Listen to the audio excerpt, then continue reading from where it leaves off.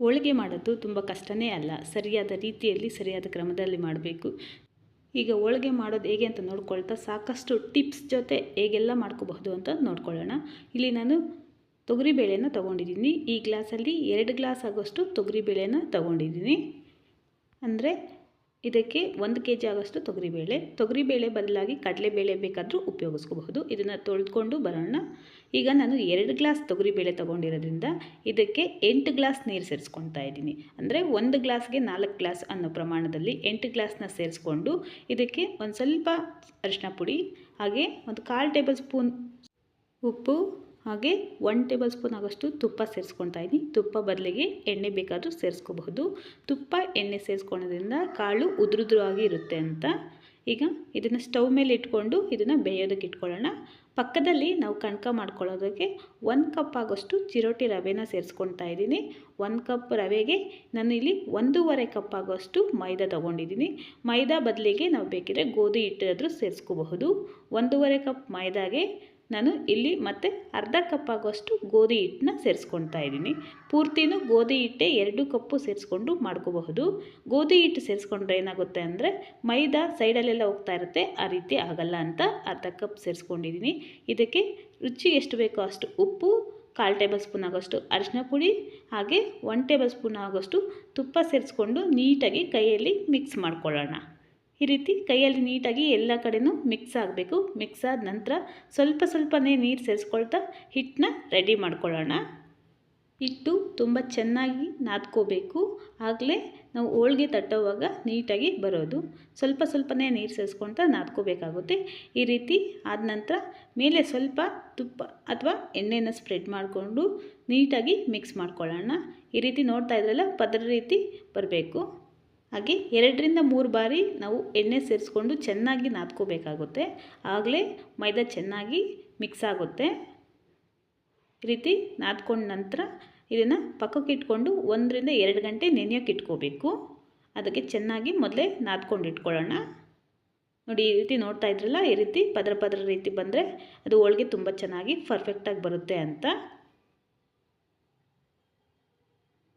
ನಂತರ ಮೇಲೇನು ಸ್ವಲ್ಪ ಎಣ್ಣೆನ ಹಾಕಿ ಇದನ್ನು 1-2 ಗಂಟೆ ನೆನೆಯೋದಕ್ಕೆ ಇಟ್ಕೊಳ್ತಾ ಇದ್ದೀನಿ. ಕನಿಷ್ಠ ಅಂದರೂ 1 ಗಂಟೆ ನೆನೆಬೇಕು. ಮೇಲೆ ಸ್ವಲ್ಪ ಎಣ್ಣೆ ಜಾಸ್ತಿನೇ ಹಾಕ್ಕೊಂಡು ನಾವು ಈ ರೀತಿ ಪ್ರೆಸ್ ಮಾಡಿ ಸುತ್ತಲೂ ಚೆನ್ನಾಗಿ ನೆನೆಯೋದಕ್ಕೆ ಇಟ್ಕೊಳ್ಳೋಣ. ಈ ರೀತಿ ಮೇಲೆ ಸ್ವಲ್ಪ ಎಣ್ಣೆ ಜಾಸ್ತಿ ಹಾಕಿರೋದ್ರಿಂದ ಎಣ್ಣೆನ ಚೆನ್ನಾಗಿ ಅಬ್ಸರ್ವ್ ಮಾಡ್ಕೊಳ್ಳುತ್ತೆ ಮೈದಾ. ಮತ್ತು ಕವರ್ ಮಾಡಿ 1 ಗಂಟೆ ಆದರೂ ನೆನೆಯೋಕ್ಕೆ ಇಟ್ಕೊಳ್ಳೋಣ. ಈ ಕಡೆ ಪಕ್ಕದಲ್ಲಿ ನೋಡ್ತಾ ಇದ್ರಲ್ಲ ತೊಗರಿಬೇಳೆ ಚೆನ್ನಾಗಿ ಬೇಯ್ತಾ ಇದೆ. ಮೇಲೆ ಎಲ್ಲ ನೊರೆ ಇರೋದನ್ನು ತೆಗೆದುಬಿಡೋಣ. ಈ ರೀತಿ ನೊರೆ ಇದ್ದರೆ ಅದಿನ್ನೂ ಚೆನ್ನಾಗಿರೋಲ್ಲ ಟೇಸ್ಟ್ಗೆ. ಮೇಲೆ ನೊರೆ ಬಂದಿರೋದನ್ನ 1-2 ಬಾರಿ ತೆಗೆದುಬಿಡೋಣ. ನಂತರ ನೀಟಾಗಿ ಬೇಯಿಸ್ಕೊಳ್ಳೋಣ. ಒಂದು ವೇಳೆ ನಾವು ಪಾತ್ರೆಯಲ್ಲಿ ಮಾಡ್ಕೊಳ್ಳಲ್ಲ, ಕುಕ್ಕರಲ್ಲಿ ಮಾಡ್ಕೊತೀರಿ ಅಂದರೆ 1 ಗ್ಲಾಸ್ಗೆ 3 ಗ್ಲಾಸ್ ಆಗೋಷ್ಟು ನೀರು ಸೇರಿಸ್ಕೊಂಡು 1-2 ವಿಷಿಲ್ ಬೇಯಿಸ್ಕೊಂಡ್ರೆ ಸರಿ ಹೋಗುತ್ತೆ. ಬೆಂದ ನಂತರ ಓಪನ್ ಮಾಡ್ಕೋಬಹುದು. ನಾನಿಲ್ಲಿ ಪಾತ್ರೆಯಲ್ಲೇ ಈ ರೀತಿ ಮಾಡ್ಕೊತಾ ಇದ್ದೀನಿ. ನೋಡ್ತಾ ಇದ್ರಲ್ಲ, ಈ ರೀತಿ ಚೆನ್ನಾಗಿ ಬಾಯ್ಲ್ ಆಗ್ತಾ ಇರಬೇಕು. ಪಾತ್ರೆಯಲ್ಲಿ ಮಾಡಿಕೊಂಡ್ರೆ ನೀಟಾಗಿ ಫರ್ಮೆಂಟ್ ಕರೆಕ್ಟಾಗಿ ಬರುತ್ತೆ. ಈ ರೀತಿ ಆಲ್ಮೋಸ್ಟ್ ಆಗಿದೆ. ಇದು ಒಂದು ಅರ್ಧ ಗಂಟೆ ಚೆನ್ನಾಗಿ ನಾನು ಬೇಯಿಸ್ಕೊಂಡಿದ್ದೀನಿ. ಇಲ್ಲಿ ನೋಡ್ತಾ ಇದ್ರಲ್ಲ, ಈ ರೀತಿ ಚೆನ್ನಾಗಿ ಬಾಯ್ಲ್ ಆಗಿರಬೇಕು. ನಾವು ಪ್ರೆಸ್ ಮಾಡಿದ್ರೆ ಅದ್ರ ಮೇಲೆ ನೀಟಾಗಿ ಪ್ರೆಸ್ ಆಗಬೇಕು, ಆ ರೀತಿ ಬಾಯ್ಲ್ ಆಗಬೇಕು. ಅಥವಾ ಇಲ್ಲಿ ನೋಡ್ತಾ ಇದ್ರಲ್ಲ, ಸುತ್ತಲೂ ಬೆಂದಿರುತ್ತೆ, ಮಧ್ಯದಲ್ಲಿ ಒಂದೇ ಒಂದು ಡಾಟ್ ಥರ ಕಾಣ್ತಾ ಇರುತ್ತೆ. ಆ ರೀತಿ ಇದ್ದರೆ ಸರಿ ಹೋಗುತ್ತೆ. ಸ್ವಲ್ಪ ಚಿಕ್ಕದಾಗಿ ಒಂದು ಡಾಟ್ ಕಾಣಬೇಕು. ಆ ರೀತಿ ಇದ್ದಾಗ ನಾವು ನೀರು ಸಪ್ರೇಟು ಮತ್ತು ಬೇಳೆ ಸಪ್ರೇಟ್ ಮಾಡ್ಕೊಳ್ಳೋದಕ್ಕೆ ಇಲ್ಲಿ ಪಾತ್ರೆ ರೆಡಿ ಮಾಡಿ ಇಟ್ಕೊಂಡಿದ್ದೀನಿ. ಈ ರೀತಿ ಸಪ್ರೇಟ್ ಮಾಡಿಟ್ಕೊಳ್ಳೋಣ. ನಾವು ಬೇಯಿಸ್ಕೊಂಡಿರೋ ಬೇಳೆಯಿಂದ ಹೋಳಿಗೆ ಮಾಡ್ಕೊಳ್ಳೋಣ. ಈ ನೀರಿಂದ ನಾವು ರಸಮ್ ಮಾಡ್ಕೊಳ್ಳೋಣ. ಹೋಳಿಗೆ ರಸಮ್ಮು ತುಂಬಾ ಟೇಸ್ಟಿಯಾಗಿರುತ್ತೆ. ಅದು ಹೇಗೆ ಮಾಡೋದಂತ ಮುಂದೆ ನೋಡ್ಕೊಳ್ಳೋಣ. ಹೀಗೆ ನಾವು ಪಾಕ ಮಾಡ್ಕೊಳ್ಳೋದಕ್ಕೆ ಒಂದು ಪ್ಯಾನ್ಗೆ ಇಲ್ಲಿ ನಾನು 1.5 ಗ್ಲಾಸ್ ಅಷ್ಟು ಬೆಲ್ಲ ತೊಗೊಂಡಿದ್ದೀನಿ. 2 ಗ್ಲಾಸು ತೊಗರಿಬೇಳೆ ತೊಗೊಂಡಿರೋದ್ರಿಂದ 1.5 ಗ್ಲಾಸ್ ಅಷ್ಟು ನಾನು ಬೆಲ್ಲ ತೊಗೊಳ್ತಾ ಇದ್ದೀನಿ. ಇದಕ್ಕೆ ನಾವು ಬೇಯಿಸಿಟ್ಕೊಂಡಿರೋಂಥ ನೀರು 1-2 ಟೇಬಲ್ ಸ್ಪೂನ್ ಸೇರಿಸ್ಕೊಳ್ಳೋಣ. ನೀಟಾಗಿ ಪಾಕನ ರೆಡಿ ಮಾಡ್ಕೊಳ್ಳೋಣ. ಇದಕ್ಕೆ ಒಂದು 6ರಿಂದ 7 ಏಲಕ್ಕಿನ ತೊಗೊಂಡಿದ್ದೀನಿ. 1 ಗ್ಲಾಸ್ ತೊಗೊಂಡ್ರೆ ಒಂದು 3 ಏಲಕ್ಕಿ ಸಾಕಾಗುತ್ತೆ. ನೀಟಾಗಿ ಪಾಕ ರೆಡಿ ಮಾಡ್ಕೊಳ್ಳೋಣ. ಚೆನ್ನಾಗಿ ಪಾಕ ಅಂದರೆ ಗಟ್ಟಿ ಪಾಕ ಆಗೋಷ್ಟಿಲ್ಲ, ನೀಟಾಗಿ ಬೆಲ್ಲ ಕರಗಿದ್ರೆ ಸಾಕಾಗುತ್ತೆ. ಇದಕ್ಕೆ ನಾನು ಕಾಯಿ ತುರಿನ ತೊಗೊಂಡಿದ್ದೀನಿ. ಕಾಯಿ ತುರಿ 1 ಕಪ್ ಆಗೋಷ್ಟು ಸೇರಿಸ್ಕೊಳ್ತಾ ಇದ್ದೀನಿ. ಇನ್ನೂ ಸ್ವಲ್ಪ ಬೆಲ್ಲ ಬೇಕು ಅನ್ನೋರು 1/4 ಸೇರಿಸ್ಕೊಂಡ್ರೂ ಪರವಾಗಿಲ್ಲ. ಈಗ ನಾವು ಬೇಯಿಸಿಟ್ಕೊಂಡಿರೋಂಥ ಬೇಳೆನ ಸೇರಿಸ್ಕೊಂಡು ನೀಟಾಗಿ ಮಿಕ್ಸ್ ಮಾಡ್ಕೊಳ್ಳೋಣ. ಚೆನ್ನಾಗಿ ಮಿಕ್ಸ್ ಆಗಬೇಕು, ಪಾಕದಲ್ಲಿ ಚೆನ್ನಾಗಿ ಕರಗಬೇಕು, ಬೆಲ್ಲ ಎಲ್ಲ ನೀಟಾಗಿ ಮಿಕ್ಸ್ ಆಗಬೇಕು. ಆ ರೀತಿ ಮಿಕ್ಸ್ ಮಾಡ್ಕೊಳ್ಳೋಣ. ಈ ರೀತಿ ಮಿಕ್ಸ್ ಆದ ನಂತರ ಸ್ಟವ್ ಆಫ್ ಮಾಡಿ ಪಕ್ಕದಲ್ಲಿ ಇಟ್ಕೊಳ್ಳೋಣ. ಸ್ವಲ್ಪ ತಣ್ಣಗಾದ ನಂತರ ಇದನ್ನು ನಾವು ಬೇಕಿದ್ದರೆ ಮಿಕ್ಸಿ ಜಾರಲ್ಲಿ ಅಥವಾ ಹೊರಗಡೆ ನಾವು ಹೋಗಿ ಗ್ರೈಂಡ್ರಲ್ಲಾದರೂ ರುಬ್ಸ್ಕೋಬಹುದು. ನಾನಿಲ್ಲಿ ಮಿಕ್ಸಿ ಜಾರದಲ್ಲೇ ರುಬ್ಕೊಳ್ತಾ ಇದ್ದೀನಿ. ಈಗ ನೋಡ್ತಾ ಇದ್ರಲ್ಲ, ತುಂಬ ತಣ್ಣಗಾಗಿದೆ ಇದು. ಇದನ್ನು ಸ್ವಲ್ಪನೇ ಮಿಕ್ಸಿ ಜಾರಿಗೆ ಸೇರಿಸ್ಕೊಳ್ತಾ ನೀಟಾಗಿ ಗ್ರೈಂಡ್ ಮಾಡ್ಕೊಳ್ಳೋಣ. ನಾನಿಲ್ಲಿ ಚಿಕ್ಕ ಜಾರ್ ತೊಗೊಂಡಿದ್ದೀನಿ. ಕಾರಣ ಇಷ್ಟೇ, ದೊಡ್ಡ ಜಾರಲ್ಲಿ ಜಾಸ್ತಿ ಹಾಕ್ಕೊಂಡು ಗ್ರೈಂಡ್ ಆಗದೆ ಮತ್ತು ಮಿಕ್ಸ್ ಮಾಡ್ತಾ ಕಷ್ಟಪಡೋದ್ರಿಂದ ಸ್ವಲ್ಪನೇ ಸೇರಿಸ್ಕೊಳ್ತಾ ಚಿಕ್ಕ ಜಾರಲ್ಲಿ ನೀಟಾಗಿ ಗ್ರೈಂಡ್ ಮಾಡ್ಕೋಬಹುದು. ಒಂದು ಸ್ವಲ್ಪ ಗ್ರೈಂಡ್ ಆದ ನಂತರ ಮತ್ತೆ ಓಪನ್ ಮಾಡಿ ಸುತ್ತ ಎಲ್ಲ ನೀಟಾಗಿ ಮಿಕ್ಸ್ ಮಾಡಿಕೊಂಡು ಮತ್ತೆ ಅದೇ ರೀತಿ ಗ್ರೈಂಡ್ ಮಾಡ್ಕೋಬಹುದು. ನೋಡ್ತಾ ಇದ್ರಲ್ಲ, ಇಲ್ಲಿ ಸ್ವಲ್ಪ ತರಿ ಆಗಿದೆ. ಆಗ ನಾವು ಮಿಕ್ಸ್ ಮಾಡಿಕೊಂಡು ಮತ್ತೆ ಇನ್ನೊಂದು ಸರಿ ಗ್ರೈಂಡ್ ಮಾಡಿಕೊಂಡ್ರೆ ನೀಟಾಗಿ ಅದು ಹೂರಣ ರೆಡಿ ಆಗುತ್ತೆ. ಒಂದು ವೇಳೆ ಇದು ಗಟ್ಟಿ ಬರ್ತಾ ಇದೆ ಅಂದರೆ ನಾವು ಬೇಯಿಸಿಟ್ಕೊಂಡಿರೋಂಥ ಕಾಳಲ್ಲಿ ಸಪ್ರೇಟ್ ನೀರು ಇಟ್ಕೊಂಡಿದ್ರಲ್ಲ, ಅದೇ ನೀರು ಸೇರಿಸ್ಕೋಬೇಕು, ಬೇರೆ ನೀರು ಸೇರಿಸ್ಕೋಬಾರ್ದು. ನೋಡಿ, ಈ ರೀತಿ ಬಂದರೆ ಸಾಕಾಗುತ್ತೆ. ಹೂರಣ ನೀಟಾಗಿ ಸಾಫ್ಟಾಗಿ ಇರಬೇಕು. ಇದೇ ರೀತಿ ಎಲ್ಲನೂ ಮಿಕ್ಸಿ ಜಾರದಲ್ಲೇ ಗ್ರೈಂಡ್ ಮಾಡಿ ಹೂರಣನ ರೆಡಿ ಮಾಡಿಟ್ಕೊಳ್ತಾ ಇದ್ದೀನಿ. ಆಗಲೇ ಹೇಳ್ದಂಗೆ ತುಂಬ ಗಟ್ಟಿ ಆದರೆ ಸ್ವಲ್ಪ ನಾವು ಬೇಯಿಸ್ಕೊಂಡಿರೋ ಬೇಳೆ ನೀರನ್ನ ಸೇರಿಸ್ಕೋಬೇಕು, ಅಥವಾ ತುಂಬ ಮೃದು ಆದರೆ ಸ್ವಲ್ಪ ಕಾಯಿ ತುರಿ ಸೇರಿಸ್ಕೊಂಡ್ರೆ ಸರಿ ಹೋಗುತ್ತೆ. ಹೂರಣ ಈ ರೀತಿ ಇರಬೇಕು, ತುಂಬ ಸಾಫ್ಟಾಗಿ ನೀಟಾಗಿ ನಮಗೆ ತಟ್ಟೋದಕ್ಕೆ ಈಸಿ ಆಗಬೇಕು. ಈ ರೀತಿ ಇದ್ದರೆ ಉಂಡೆ ಮಾಡಿ ಇಟ್ಕೋಬಹುದು. ನೀಟಾಗಿ ಒಂದು ಸಲ ಮಿಕ್ಸ್ ಮಾಡಿಕೊಂಡು ಉಂಡೆನ ಈ ಸೈಜಲ್ಲಿ ಮಾಡಿ ಇಟ್ಕೊಳ್ತಾ ಇದ್ದೀನಿ ನಾನು.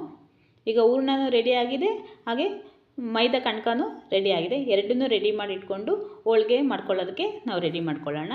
ಹೋಳಿಗೆ ಮಾಡ್ಕೊಳ್ಳೋದಕ್ಕೆ ನಾನು ಇಲ್ಲಿ ಮೊದಲೇ ಕಣಕನ ಒಂದು ಸೈಡಿಂದ ತೊಗೋಬೇಕು. ಮಧ್ಯದಲ್ಲಿ ನಾವು ಹೆಂಗಂದ್ರೆ ತೊಗೊಳ್ತಾ ಇದ್ದರೆ ಅದು ನೀಟಾಗಿ ಬರೋದಿಲ್ಲ. ಮಧ್ಯದಲ್ಲಿ ಮತ್ತು ನಾವು ಉಳಿದಿರೋ ಅಂಥ ಹಾಕಿ ಮತ್ತೆ ಮಿಕ್ಸ್ ಮಾಡಿ ನಾವು ಕಣಕನ ತೊಗೋಬಾರ್ದು. ಒಂದು ಸೈಡಿಂದ ತಗೊಂಡು ನಾನಿಲ್ಲಿ ಬಟರ್ ಪೇಪರ್ ಮೇಲೆ ಸ್ವಲ್ಪ ಎಣ್ಣೆ ಸ್ಪ್ರೆಡ್ ಮಾಡಿ ಕಣಕನ ನೀಟಾಗಿ ತಟ್ಕೊಳ್ತಾ ಇದ್ದೀನಿ.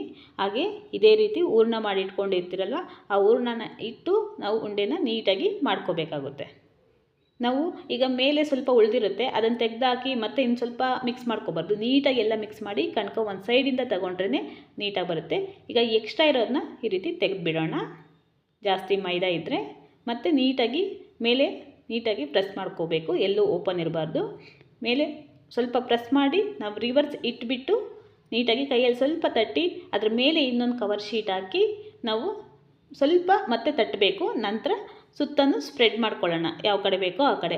ಆಗ ಈಸಿಯಾಗಿ ನಾವು ಹೋಳಿಗೆ ತುಂಬಾ ಸುಲಭವಾಗಿ ತಟ್ಕೋಬಹುದು. ತುಂಬ ಜನಕ್ಕೆ ಹೋಳಿಗೆ ತಟ್ಟೋದೇ ತುಂಬ ಕಷ್ಟ ಇರುತ್ತೆ.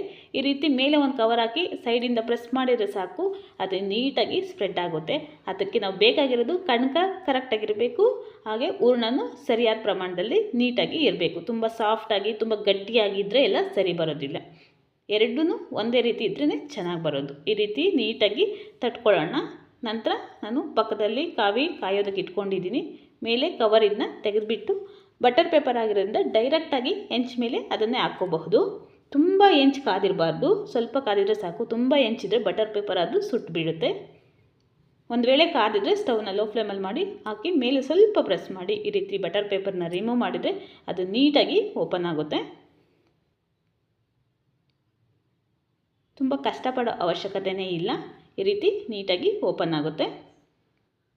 ಸ್ವಲ್ಪ ಬೆಂದ ನಂತರ ನಾವು ರಿವರ್ಸ್ ಹಾಕ್ಕೊಂಡು ಎರಡೂ ಕಡೆನೂ ಬೇಯಿಸ್ಕೋಬೇಕು. ಮೇಲೆ ಬೇಕಿದ್ರೆ ನಾವು ತುಪ್ಪ ಅಥವಾ ಎಣ್ಣೆನ ಸ್ಪ್ರೆಡ್ ಮಾಡ್ಕೋಬಹುದು. ತುಂಬಾ ಈಸಿಯಾಗಿ ಸ್ವಲ್ಪ ನಾವು ಟಿಪ್ಸ್ನ ಫಾಲೋ ಮಾಡಿಕೊಂಡ್ರೆ ತುಂಬಾ ಪರ್ಫೆಕ್ಟಾಗಿ ಬರುತ್ತೆ ಅಂತ ಹೇಳಬಹುದು.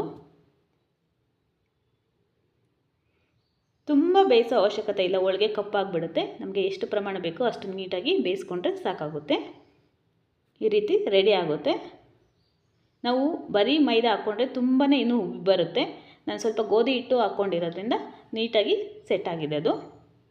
ಈ ರೀತಿ ಹೋಳಿಗೆ ಯಾರಿಗೆಲ್ಲ ಇಷ್ಟ ಆಗುತ್ತೆ ಒಂದು ಸಲ ಟ್ರೈ ಮಾಡಿ. ಇಷ್ಟ ಆದರೆ ಲೈಕ್ ಮಾಡಿ, ಇನ್ನಷ್ಟು ಜನರಿಗೆ ಶೇರ್ ಮಾಡಿ. ಇದೇ ಮೊದಲನೇ ಬಾರಿ ನನ್ನ ಚಾನಲ್ನ ನೋಡ್ತಾ ಇದ್ದರೆ ಸಬ್ಸ್ಕ್ರೈಬ್ ಮಾಡ್ಕೊಂಡು ನೋಡಿ. ನಿಮ್ಮ ಅನಿಸಿಕೆ ಏನಂತ ಕಮೆಂಟ್ ಮಾಡಿ ತಿಳಿಸಿ. Thank you for watching.